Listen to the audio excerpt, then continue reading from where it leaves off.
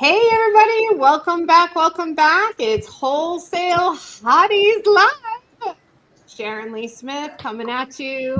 We also have our other hosts. We have Monique Bell. Wait, Monique. We've got Hi. Donna Mullinex.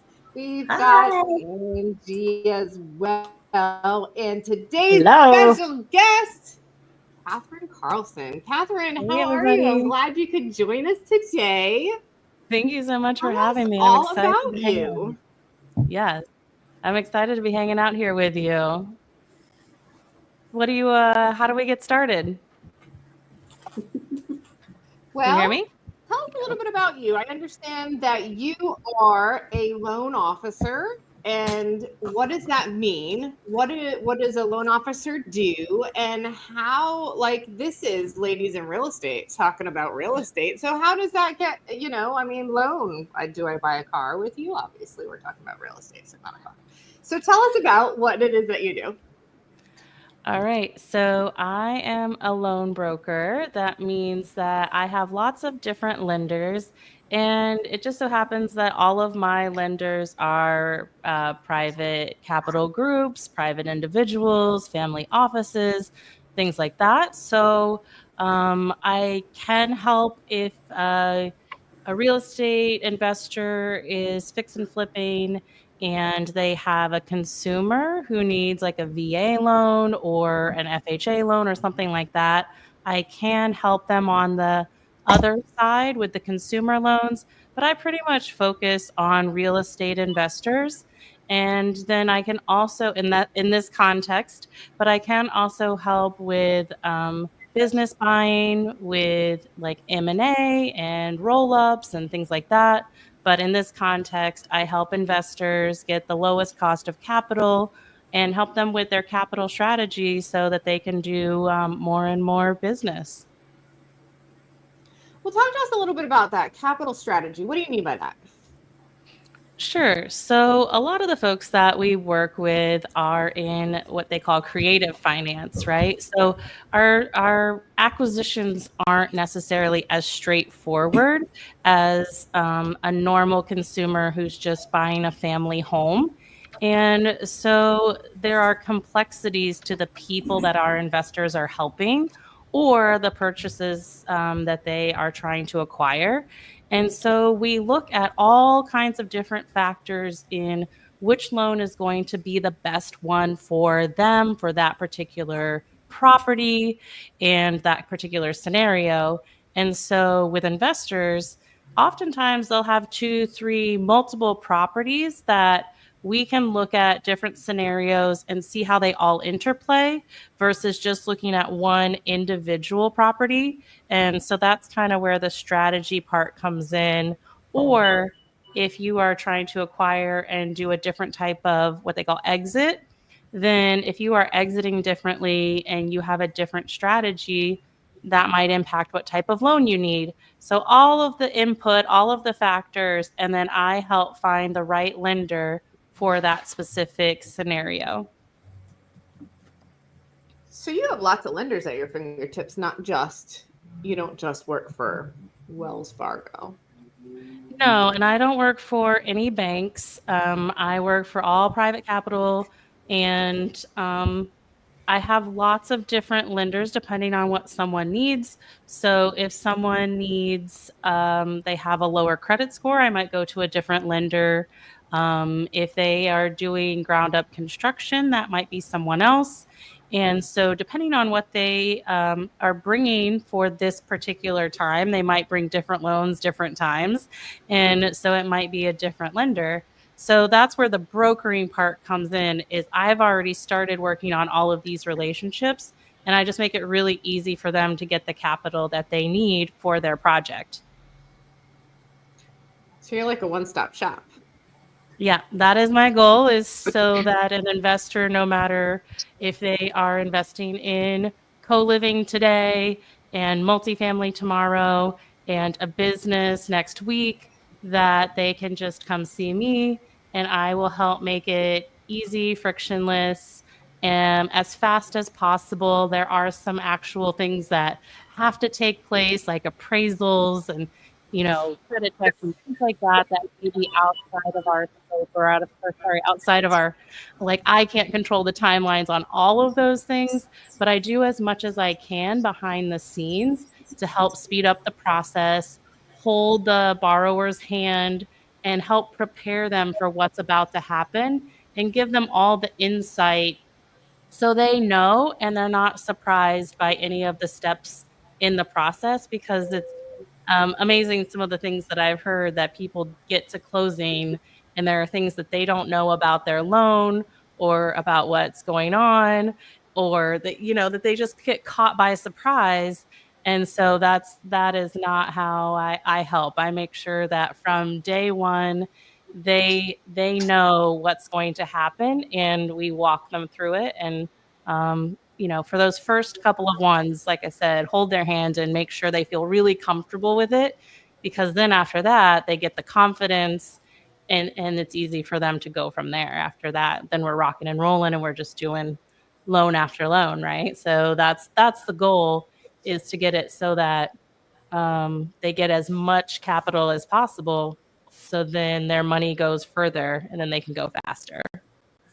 So tell us a little bit about that. So you're saying that you'll handhold them, and then once you've got them kind of like set up, you can then kind of go to the next, to the next, to the next. Well, what does that setup look like when I'm coming to you for the first time? Maybe I've done a few other deals. Maybe I'm bringing in partners or whatever that have done deals, but I'm coming to you for the first time. What is it that you're going to need from me to get me started? What is that? And then why? Like, why are you, dude, why are you asking me for my firstborn? What's up with all that? Tell me about that. Yeah. Yeah. So part of it is I do help really explain the why pieces of information are being asked for. And so when we ask for example, these are not consumer loans. So these are not usually for, like I said, but usually these are for investors. And so these have to be with an LLC. So one of the first things we ask for is someone's operating agreement, and articles of incorporation might be slightly worded differently from state to state, but something that says that they're in good standing, and that they actually have a business entity. And so within that, then we need to make sure that they actually have the person who they are putting up as the guarantor, the person who's taking out the loan on behalf of the company, actually has the right to take out that money. So sometimes they don't think through, like, oh, I know that they are on the operating agreement, but they have to make sure that that person actually is allowed to take out, hundreds of thousands of dollars worth of money. So those kind of things where, because they're not bad actors, they don't think about that side of what people might be doing. And so that's one of the reasons that we ask for that, and making sure that they can do that. And then, of course, we want to verify that they are who they say they are. So they might ask for a photo ID of some sort. Because if you think about it, all of this information, like, I might know who Sharon is, but this just becomes a packet of papers that gets sent off to an underwriter, and they've got to underwrite the business, they underwrite the individuals, and they underwrite the property.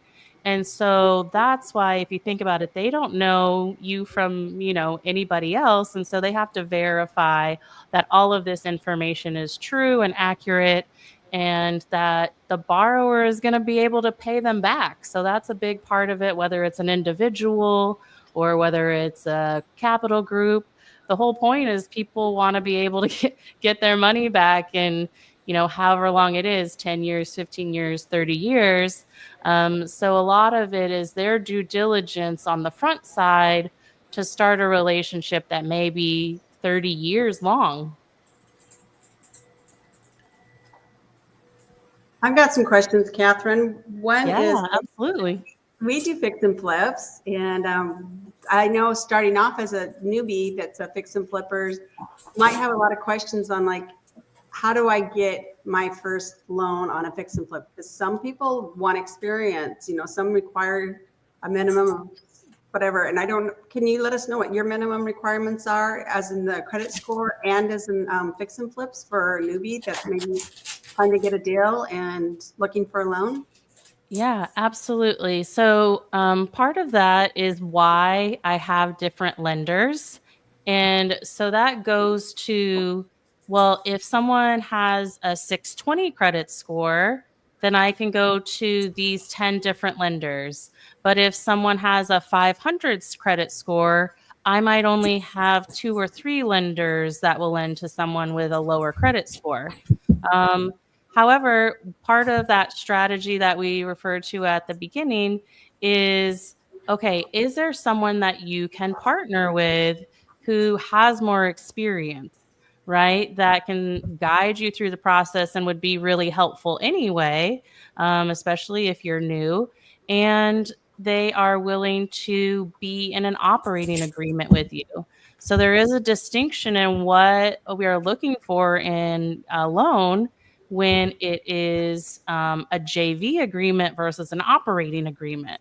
So a lot of people use the word partner, but there is a distinction when it comes to the loan that we're looking at your business entity.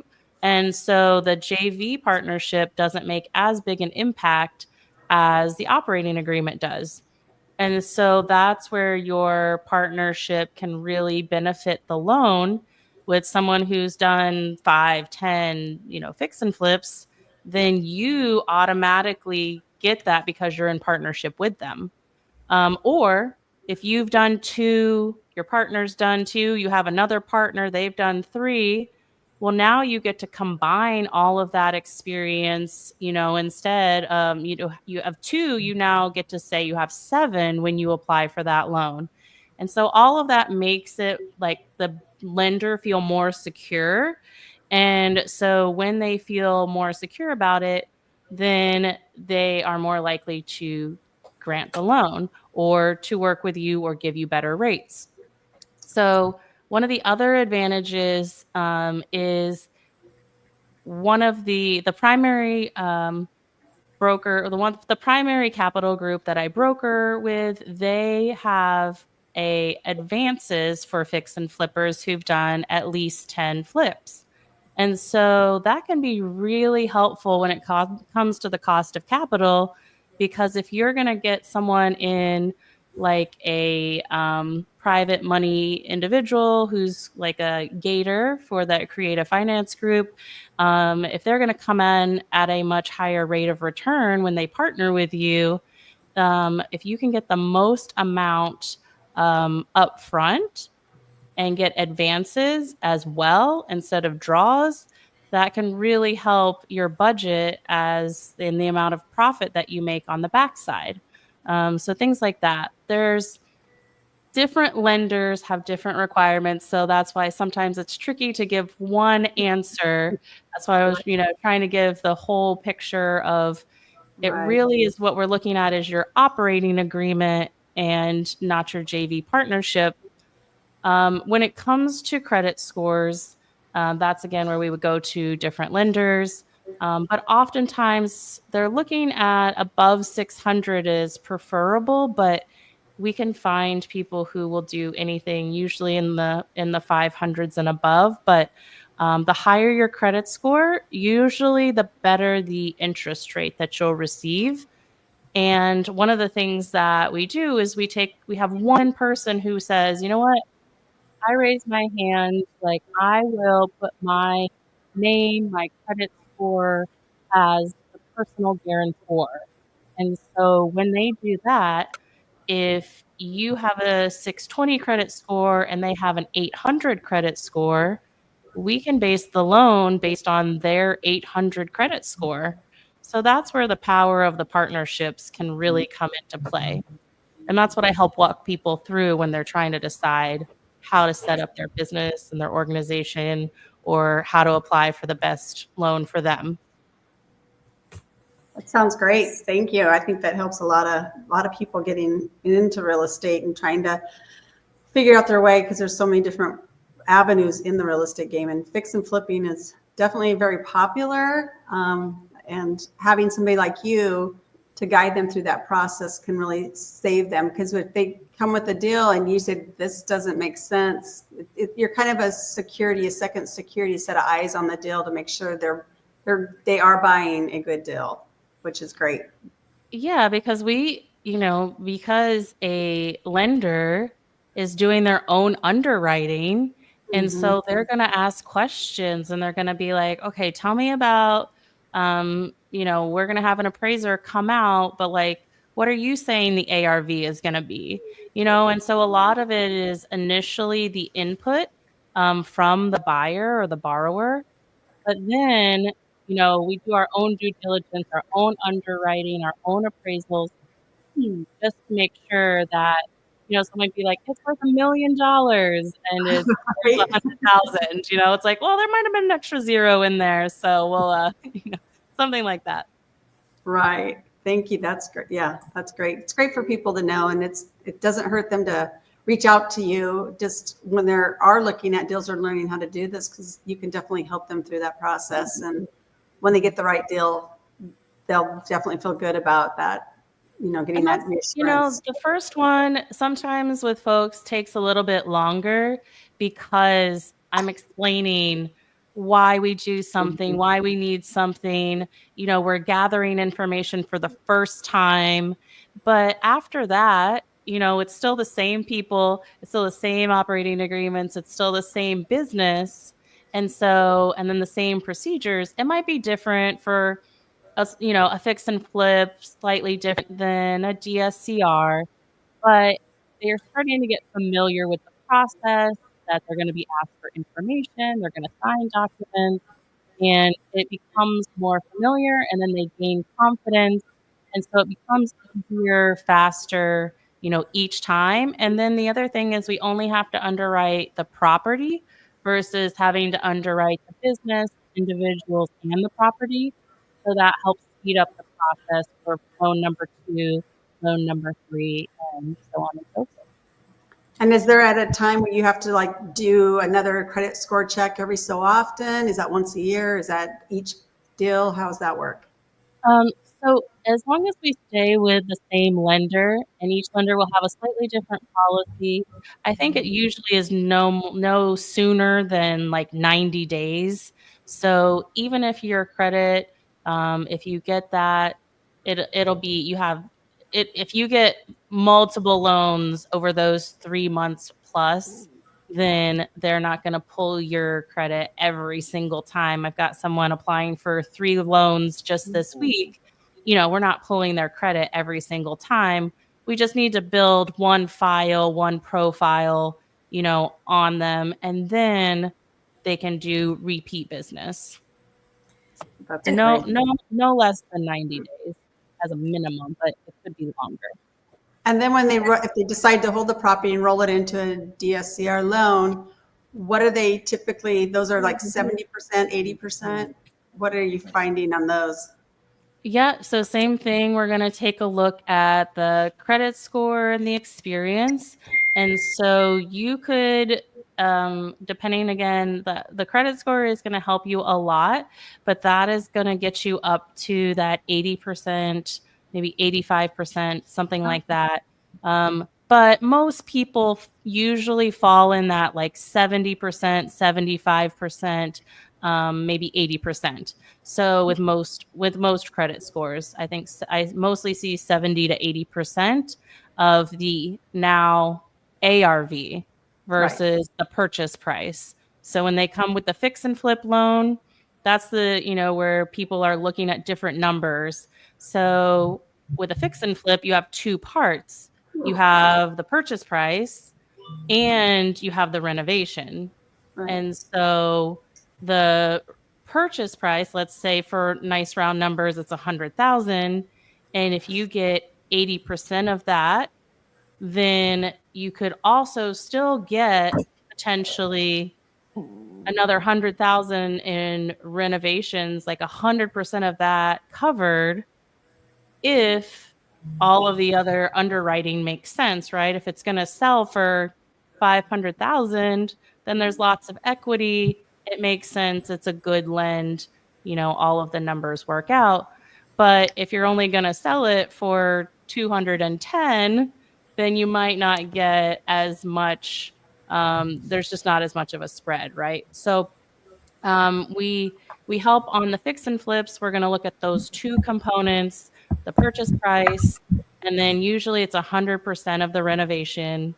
And then on your second loan with us, then you can get up to 90% of the purchase price and 100% of the reno. On the DSCR, if it's a short one and you just roll into a DSCR as soon as you're done with the fix and flip, then that's when it becomes a 30-year fixed rate. The fix and flips are usually good for up to 2 years. So those are the shorter term loans because the whole idea is that you're either going to you have some other exit plan for it. So those are the shorter term, and they have a slightly higher interest rate because you're kind of speculating a little bit, right? The person is saying what it's going to be and that they've got to put all this work into it. So it's a little bit riskier versus a DSCR loan. You're saying, hey, it's nice and pretty, it's ready to rent out, and we're not, it doesn't need all this work. So it's livable. So it's much less risky. So that's why you'll see a lower interest rate when it comes to DSCRs. And so I think a lot of times people see the letters and get a little bit like, what is a DSCR? And basically, it's just when we're looking at how much money the property is earning versus how much an individual is earning. And the amount of rent cover the loan. And if it covers the loan, then and the taxes and the insurance, then you've got a loan. That makes sense. Thank you. Yeah.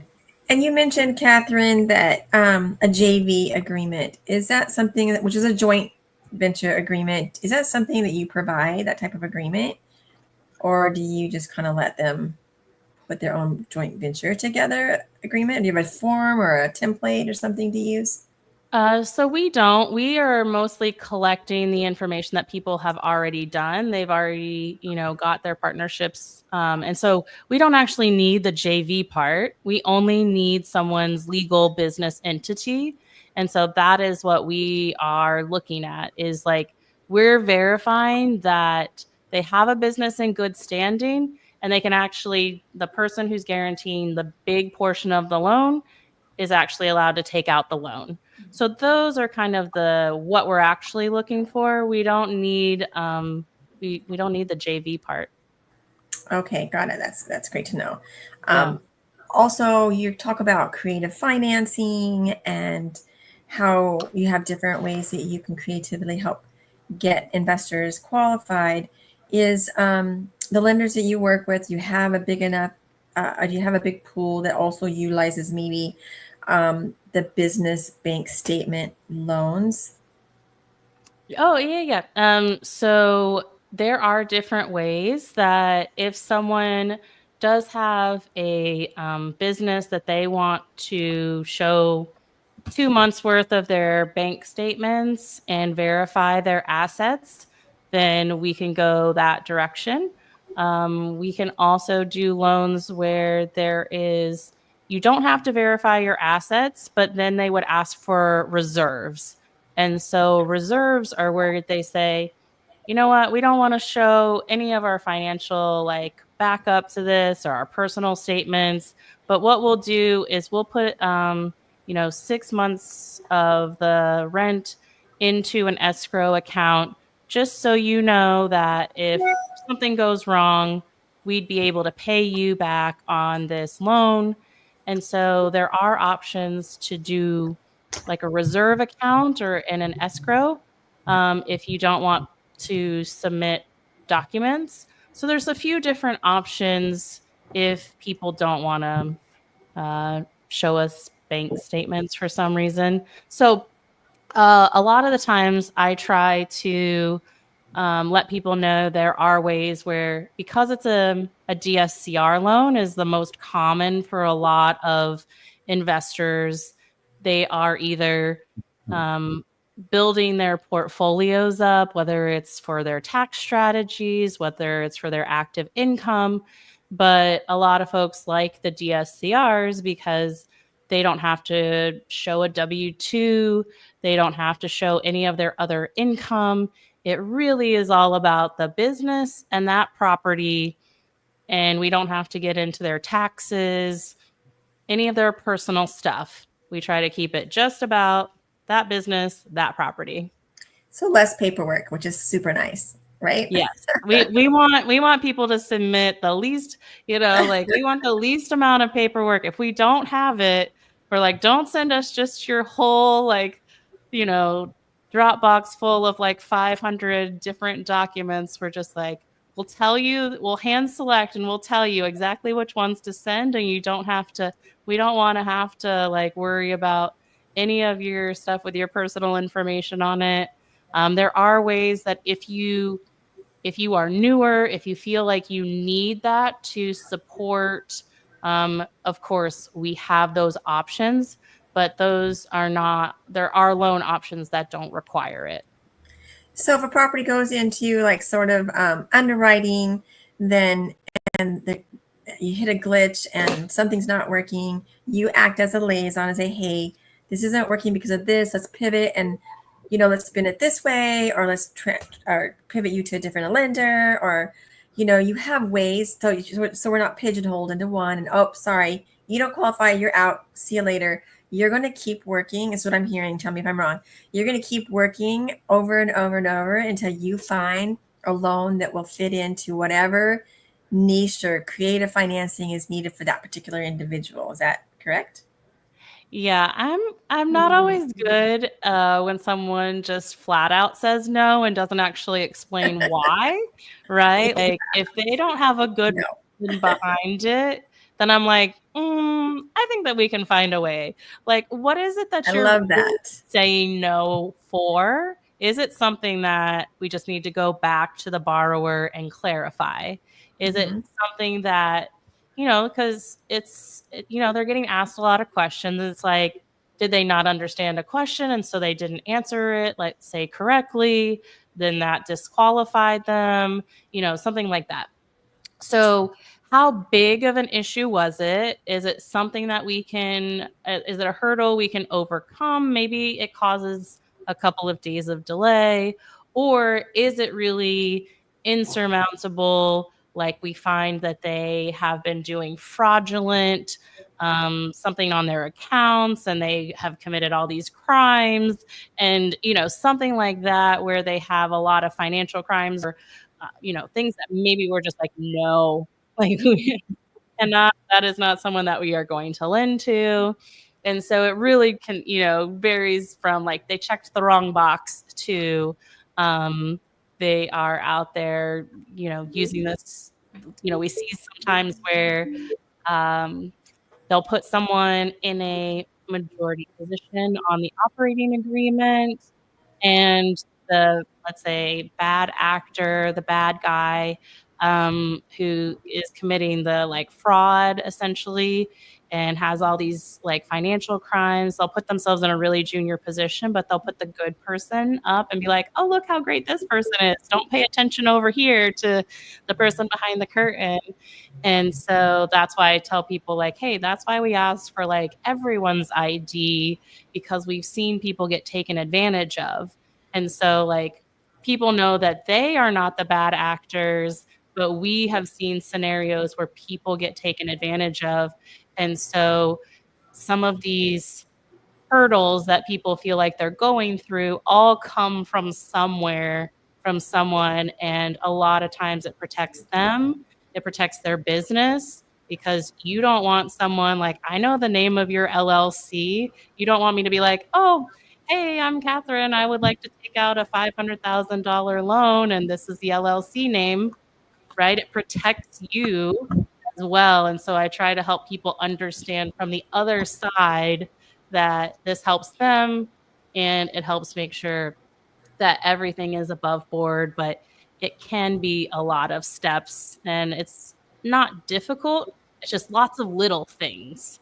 And, I always wish that I had someone that had explained it to me, held my hand through the process, you know, don't just say no, like you said, but it's like, is there a way? And so I was talking to someone at, I'm an owners club with Pace Morby and Jamil, and we were at a retreat in Boston recently, and there was someone else in owners club, and they were saying how they like to take these really difficult scenarios where people are underwater and it just seems like there's no way out for them, and really figure out how they can help people. And I was like, I kind of feel like that too, because a lot of times these are very by the numbers, they're not in the creative world. They're not trying to find solutions. They're like, does it meet this criteria? Yes, no. If it's no, move on, right? There's not a lot of development, creativity, holding hands, walking people through the process. So, there's a scenario I was telling that person about where it's like this person kept getting turned down. And I was like, would you be willing to share with me what's going on and tell me a little bit about it? And it turned out that it took some coaching, it took some time, it took some, negotiations. But it's like, okay, what if we remove this lien from the property and you put it on one of your other properties? And what if we negotiate down this judgment? And what if we go through and now we get the loan to value down low enough to get the loan, and that gets all the money to pay all of those people off. All those private money lenders get their money, everyone wins, they get to finish their reno, and they get to sell it and make an exit. But otherwise, they had been getting turned down for loans. So that's where the difference is, where it does take a little bit more time on their side. It takes more effort on their side as well. But that's where understanding what some different options are and why and what lenders are looking for helps me say, this is important, this isn't important. Let's focus our highest leverage option here. Let's focus on this. Let's get this removed, and then you'll be lendable. So that's what I help people figure out. I love that. I think that's super amazing and super needed. And I think people are missing out not to be able to tap into that. I know that I've had several loans, and I have had worked with several people, and some will do that and some don't. And right now I've got a guy I'm working with who's amazing with that. He knows how to pivot and how to change things and how to reword things and make it work for the underwriter, but he's so busy. I'm having a tough time I might have to call you actually, because I got some loans I got to go through, and it's taking too long. But he's amazing with the way that he can spin things too, because those underwriters, they're behind a desk and they don't necessarily see everything that we're running through and we're doing as investors, or just trying to get a loan for something. So it's super nice to have somebody there who's knowledgeable.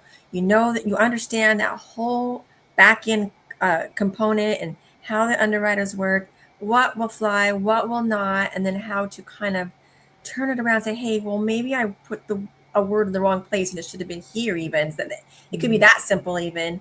And we need to change that because that person didn't understand this. They're understanding it a different way. And I need to be able to get them to understand it so these people can get their loan through, because it is a pretty good property and it should be done. And there's no reason it shouldn't be, type of thing. So I love that. And thank you for that explanation, because I think that's very, very, very needed in the community and in just lending in general. Thank you. Yeah, thank you. I know that it's not something I saw. I know there are people out there who do it. And I think that's also the distinction why, like, sometimes if people don't understand the process, they might stay away from it. Yeah. And I don't want that to happen. Yeah. I want people to feel like their questions, like I am there to answer them, because then the more successful they are, the more they're going to buy more properties, the more they're going to do more like loans. And so that's one of those, a rising tide lifts all boats. and I am happy to coach people through it and strategize with them so that they can stay in business longer and do more deals. Can you tell I us have a oh, story of one of your? Oh, go ahead, Angie. I haven't so heard from you. well, my internet just keeps going in and out, so I keep hearing bits and pieces. But you may have said this already. So you do refinances, right, as well? Yes, absolutely. So that can be, especially with fix and flippers, if people are doing the BRRRR strategy, if someone has owned a property for a short time, if someone has owned a property for a really long time, there are different links of seasoning. And so there are all different options out there. And again, different lenders have different criteria. But there's a difference between, like, say, a purchase price and the value of the property. And so sometimes what some people want to see is that there's been some length of time of like, why was it purchased at this price? And now you want out all this money. And some people are like, if the equity is there, the equity is there. So each lender has different criteria when it comes Okay. to, yeah. So because I have a property now that I'm partners with somebody and I want to get them out Mhm. because they actually sponsored us, but we've had it for over a year and a half. And so I want to do a refi. So that's something I can come to you for. Okay. Absolutely. And, I always tell people that it's kind of like going shopping, right? You want to find the one that fits you best. And each deal or each like lender has different things. So even once you go shopping and you go to one store, they have lots of different products within that store. And so within that, you find the one that's right for you. And so that's why I'm like, shop around. I'll let you know that we have like some of the lowest rates. We have some of the best terms. We can customize it. And of course, then all of the support that's offered, which can be really valuable, even though there's not necessarily that dollar for dollar. So that's where the relationships come into play and the value of being walked through the process or having things explained. So it's not just being turned down. Okay. Thank you. Yeah. So Go let's ahead, chat. Sharon. Yeah, Definitely. that's what this is all about, helping one another. So I love that. Yeah. Kathryn, I want to know a story of your toughest loan to date. What? Tell me all the pitfalls, all the things. Give me the tea, girl. Give me the tea. What happened? Tell me about it. I think it really is that one I started to mention that was like, You don't have to name names. Just give no, us no, the no, no, scenario. no. That just like with all of those different, um, because it was like there were multiple judgments, there were taxes, there were, the tax liens, there were multiple private money lenders, so it was all of these layers and each one played a factor, but it was like understanding what the goal is and understanding what made them lendable. And so working backwards, it's like, what is the goal? And so that was probably the most complicated because there were so many factors and so many pieces of the puzzle that had to come together in happening simultaneously. So it was negotiating with the private money lender to say, hey, if you work with me, then actually I would be able to get this loan and pay you back if you could reduce some of the late fees, right? Otherwise, I'm not going to be able to get any money. I'm going to have to, maybe go bankrupt.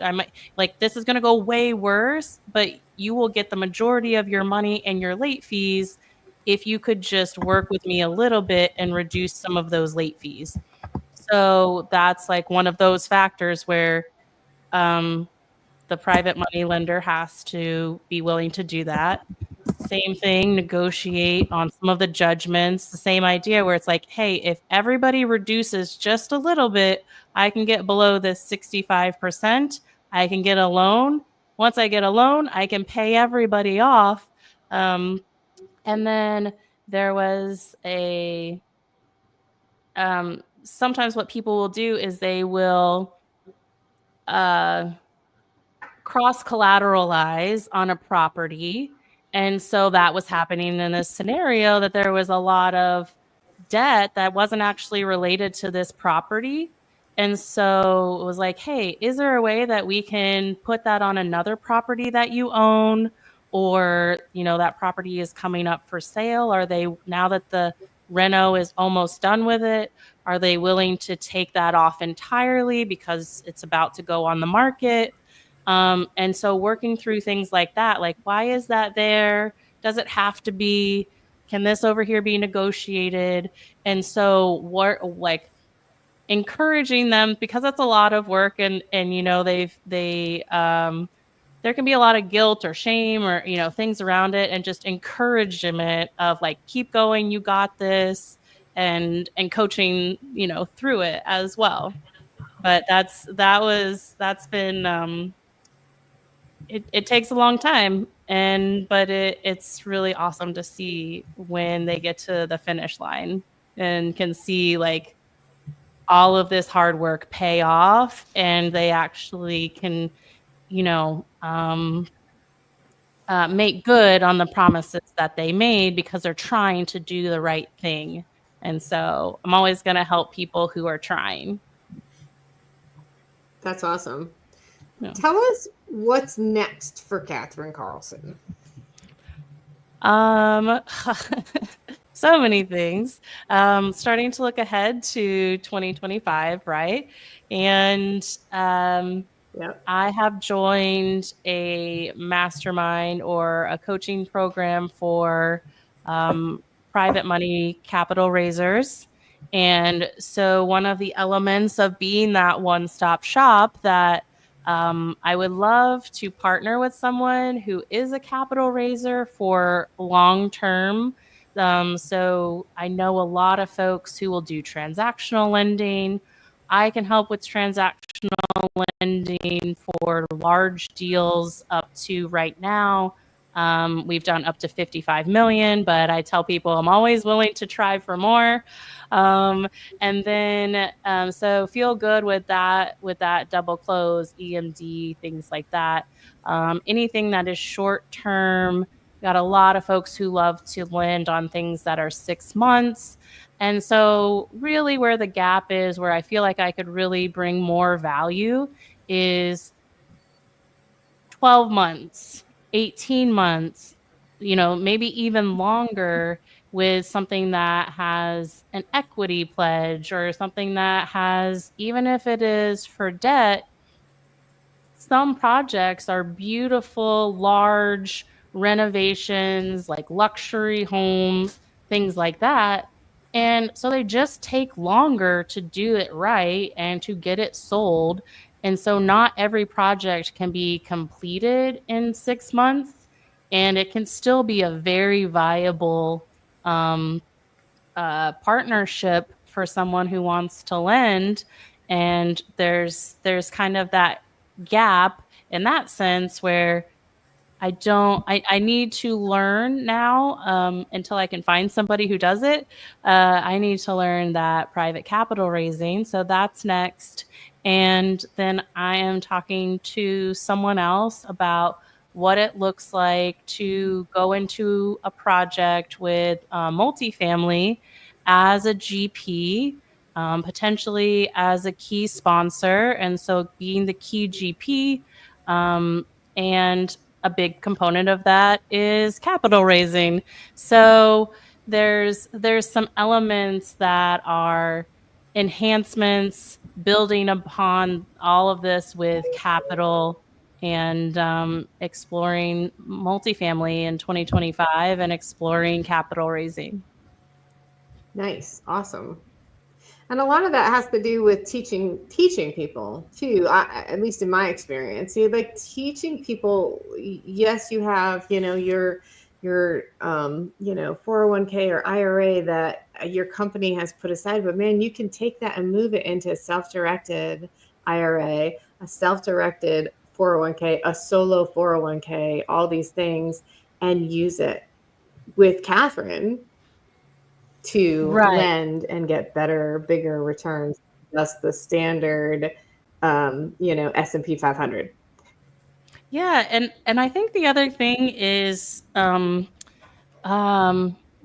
were 12 months is not always really that long, right? And so that could be someone that is keeping funds in a high yield savings account, right? They might have access to it. CD. And so those ones that are 2-3 years, the retirement accounts are fantastic for those. But sometimes the ones that are 10 months, 9 months, 12 months, those still might be someone who is looking for maybe not today money, but if you do that on a rotational basis and then they come due every 6 months, every 3 months, as you lend more and more, you might have it so that you schedule it out and you almost have money coming in every month from it as you reinvest. So there are some strategies, there are some ways that lending can be so powerful when an individual does it. And I was looking at a lend for myself that I wanted to do private money lending. And when I thought about it, I was like, if I had enough funds to go 200K into this specific deal, the return would have been a little bit less than my entire salary from my career job when my W-2 was in a year, and I wouldn't have been working 100-hour weeks and managing, hundreds of people and all of this, right? It's like it just blew my mind, and it really sunk in that like I could make as much by lending and not doing any of that work. It's a lot of upfront work to evaluate it, to underwrite the people, all of that. But in 12 months, by doing a few weeks of work, I could have made as much as I did in my career job. And that just blew my mind. And I was like, man, I need to have more, more today money so that then I can have more passive money. Exactly. Yeah, I have a friend who is 68 now. He retired at 65 from teaching and had like really nothing. He said he had enough in his retirement account to last maybe a year, and he was panicked. And he learned about private money lending, and he is like doing amazing things in like a very short period of time, 2-3 years, like completely revolutionized everything. So that's awesome. Hey, we do have a question in the chat for you. Kathryn, we own a lot to build on. Is the value of the lot considered part of the down payment on a construction loan? I'm going to feel like a lawyer here and say it depends. So if you actually fully own it, right, if there is equity there, that is part of the determining factor of how much it helps you towards your construction loan. And so there's, vertical and horizontal loans. And so there are loans that help you acquire land.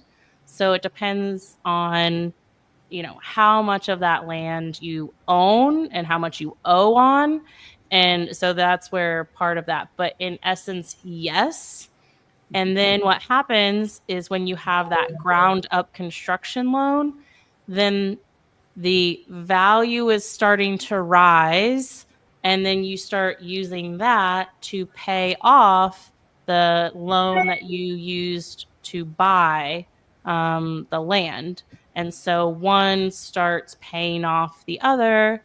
And that's a little bit of that relationship, very simplified. But yes, if you straight out own it, absolutely. And then it's just a little bit more complicated if you already have a loan on it. So you can still loan on a piece of land that has a loan on it, the construction portion of it, without that loan having to be paid off. Yeah. Oh, yeah, absolutely. Because think of like a subdivision, right? Is the value is going to increase as it starts getting the entitlements and you start getting all of the infrastructure. And so the value is increasing and you're starting to get those, one starts paying off the other as things start increasing in value. So yes, absolutely. That is very common to get one that blends into the other one. Yes. Even though there are two distinct, what they're lending on is two distinct things. Going towards the same thing. Right. Yes. Ultimately. Yeah. And do the pieces have to be put together like the water, the permits, and architect, all that stuff have to be done before the loan, or can that be rolled into a loan as well, that portion of it? Do you mean in order to buy it, or what do you, the land's already purchased. There's a little bit of equity there, and somebody needs a construction loan to do the vertical, and they still have the water hasn't been, the pipelines haven't been brought in or anything like that. Dirt work, I guess it's called. So can loan on the dirt work, the construction, is it all rolled together, or is it like three different, and who's second, who's first, that sort of thing? So it's going to be two kind of different things. One is you are going to be submitting, it's kind of like, think of it like a fix and flip, right? Where it's kind of like two parts of one thing, but they're different. And so you have to submit your timelines, your scope of work. Ground up construction is going to be more complicated because it's more speculative. And so it really is going to making sure that they have the experience, that these timelines seem accurate, that the prices seem accurate, right? Kind of like with a fix and flip, someone could say, oh yeah, I'm going to do $100,000 worth of work in, the next 15 days.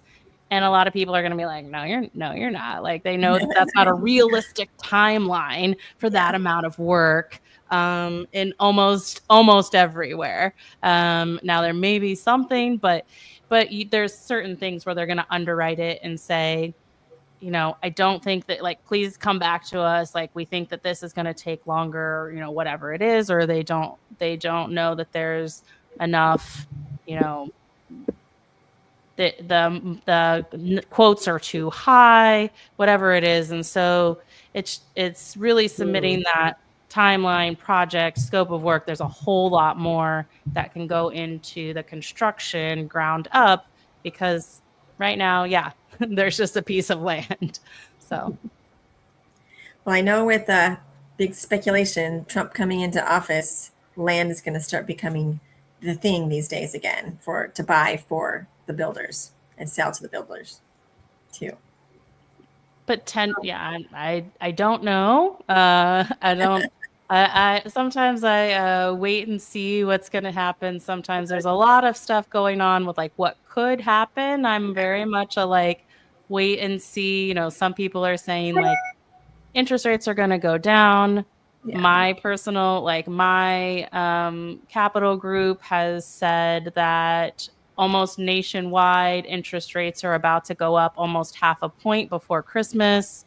So if there are people that are looking for loans, try to get them in now if you're trying, if they're looking. And so, it's one of those things where they just went up again. It looks like they're going up again. Other people are like, oh, they're going down.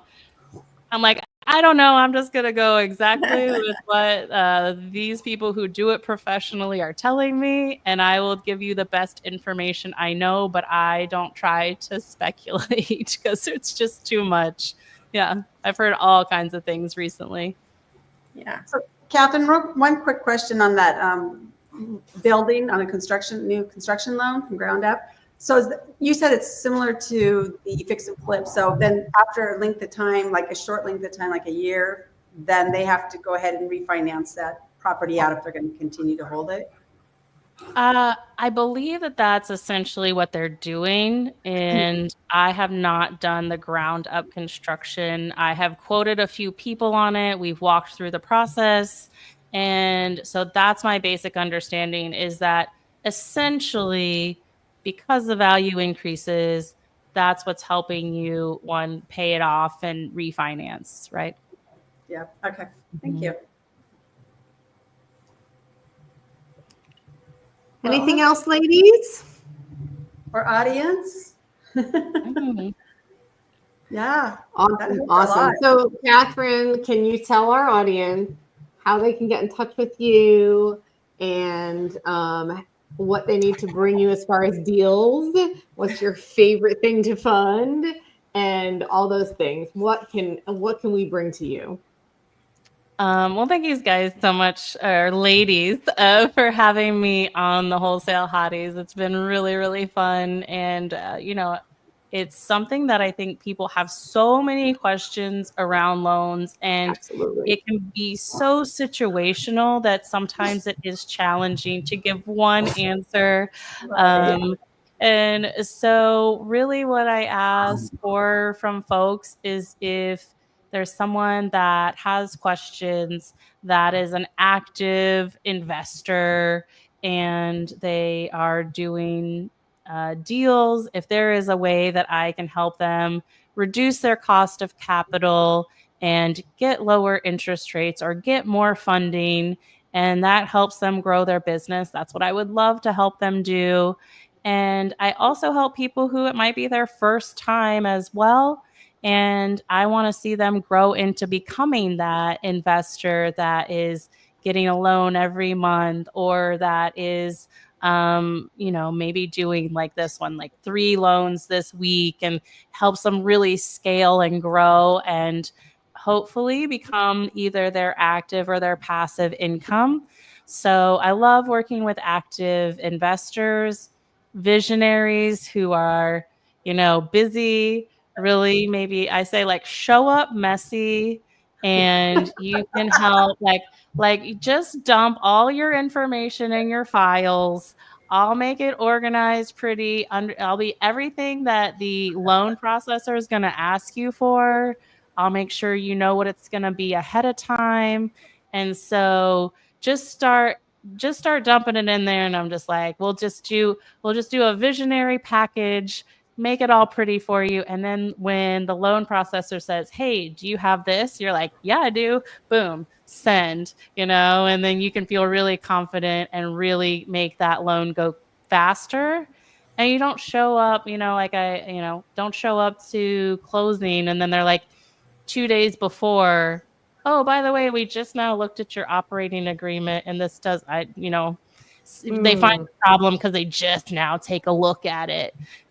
So I love helping people make sure that they can close quickly and on time, or the timeline that we have set out. And I don't know if you've got if anybody out there wants to have some lending and second position.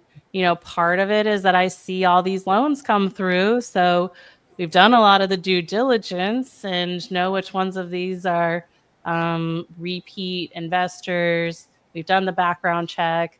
We've done the credit check. We have all of the information.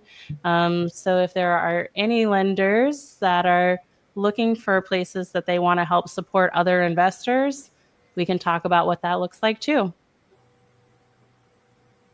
Thank you. Awesome. Love it. Yeah. Well, Thank we're you, at the top Kathryn. of the hour now. Yes. So go ahead. Sorry. I was just going to say we're at the top of the hour now. Listen, to all the audience, next week is Thanksgiving, as Donda mentioned. I think we are maybe either changing the schedule or skipping so we can all enjoy family time. But we will be back the following Thursday, I believe. So happy Thanksgiving to everybody. It's my favorite holiday. Do you know why? Because there's no pressure, no presents, and just good food. Well, you know, it'd be nice when everybody says something they're thankful for before we end the show.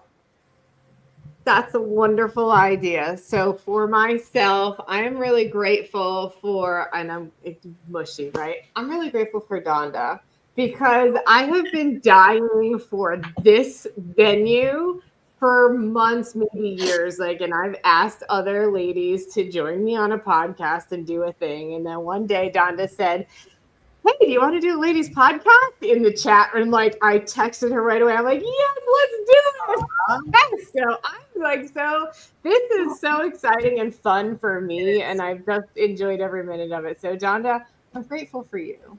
Aw, thank you. Well, I was going to say I'm thankful for all you ladies because I just see a great future for this. And I'm just having so much fun. Yeah, even with all the hiccups, and Sharon and Angie, you guys are so techy, and I love that because would be so lost. And then I have Monique, who's just keeps me in line with things, and she's so organized, and keeps all of us in line. I know. It's just such a great team. So you guys, I'm just feel so blessed, and I'm very grateful for all of you. And I'm grateful for all of you guys as well, the girls, ladies. Yeah, as well. yeah. It's kind of funny because I was going to say the same thing, just as grateful for you ladies, because it's not just even just what we're giving to the public and people out there, what we're able to come and bring to people, but it's also about internally what we're building in our relationships and having the support and having each other to lean on when we run into problems, run into situations. And now we have somebody very close that we're connecting with that we could build what we're working on and ask questions and have somebody to kind of spin off and have somebody to kind of just walk through the process with us. And then we can also give it to, the rest of the world, which is so exciting and fun. So, and Kathryn coming on here and just being able to meet you and hear more about your life and get to know you better is so amazing. And I'm so thankful that, as we continue to move on, we'll be able to, new people come in, we'll be able to have these great resources to bring to the rest of the world and as ourselves as well. So, and then have these relationships that will be forever. So I'm thankful for you too, Kathryn.